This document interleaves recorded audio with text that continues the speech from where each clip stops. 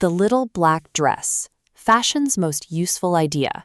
Here is the one garment every wardrobe is told it needs, the safe, elegant answer to every invitation. But go back 100 years, and the ultimate wardrobe staple started as the exact opposite of fashion. A century ago, black was the color of people a room was intentionally not meant to look at. For most of the 19th century, black was primarily the solemn color of mourning. The custom hardened around one specific widow. After Queen Victoria lost Prince Albert in 1861, she wore deep mourning black for the rest of her life, roughly 40 years. A grieving queen made heavy black both expected and highly respectable. To be fair to the historical record, earlier eras actually used white and other colors to mark loss, but the 19th century locked in black as the absolute standard. Beyond grief, black was the uniform of working-class service and respectable subordination. A maid seen upstairs in a Victorian house wore a plain black dress with a white apron, deliberately designed so she would look correct and not draw the eye. That uniform extended directly to the commercial sphere. Male clerks and shop assistants wore black for the exact same reasons. It even covered the clergy. The long ecclesiastical robe, or cassock, proved that black signaled discipline, modesty, and sobriety across the entire social spectrum. Before 1926, black meant sober, cheap to maintain, and completely unremarkable. Ultimately, the starting point for the most glamorous dress in history was the total absence of a statement. In October 1926, the American edition of Vogue printed a small drawing. It showed a simple black sheath dress in a lightweight textured silk called crêpe de chine, designed by Gabrielle Coco Chanel. The dress had almost zero ornamentation. It featured long, narrow sleeves and a calf-length hem, styled simply with a string of pearls and a close-fitting cloche hat. Vogue gave this little drawing a brilliant caption. They called the dress Chanel's Ford and predicted it would become a sort of uniform for all women of taste.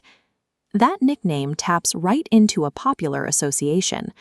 Henry Ford's Model T put an entire country on wheels, and the famous quote goes that a customer could have the car in any color, so long as it was black. Vogue was intentionally comparing Chanel's dress to that car. They were presenting this plain black garment as standardized, modern, and democratic. By taking an industrial concept of mass-produced utility and successfully applying it to high fashion, they shifted how elegance was actually measured. We have to pause the narrative here for a firm historical correction. Chanel did not invent the little black dress, nor did she invent black formal wear. Simple, spare black dresses were already sitting in department store windows and fashion houses by the mid-1920s. The House of Primé, for instance, had already shown a highly successful plain black model called La Garçonne around 1923, and Jean Patou was making comparably spare, simple black dresses in the exact same years. Chanel was not the inventor, she was the popularizer. Working alongside Vogue, she captured a floating cultural idea and crystallized it into a single, named, repeatable standard. Her actual genius was in the reframing. She took the exact plainness that had previously marked the invisible servant and sold it back to the world as the ultimate symbol of sophisticated, modern elegance. But a magazine can only give a dress and name as a picture. Only physical usefulness allows a garment to survive for a century. The dress lasts because of blue-collar utility, not high-fashion legend. This diagram shows the first rule of utility. Black hides wear. Pale fabric reveals stains and seams.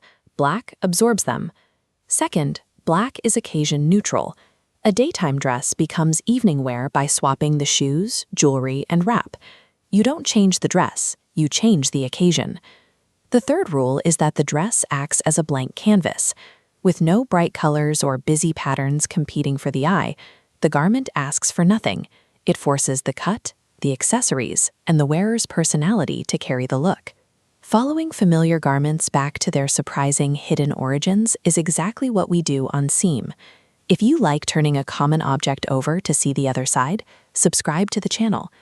The little black dress is fashion's most useful garment for the exact reason it should have failed: the utility of hiding stains, reading as occasion neutral, and remaining a blank canvas are the very traits that made black the color of work. Its enduring success is built entirely on the utilitarian plainness of the mourner and the maid. The most essential pieces in our lives are usually the ones designed to be unremarkable. So tell us in the comments, what is the most heavily used, unremarkable item in your own wardrobe? The one you reach for without even making a decision. The best answers become films. We'll see you next time.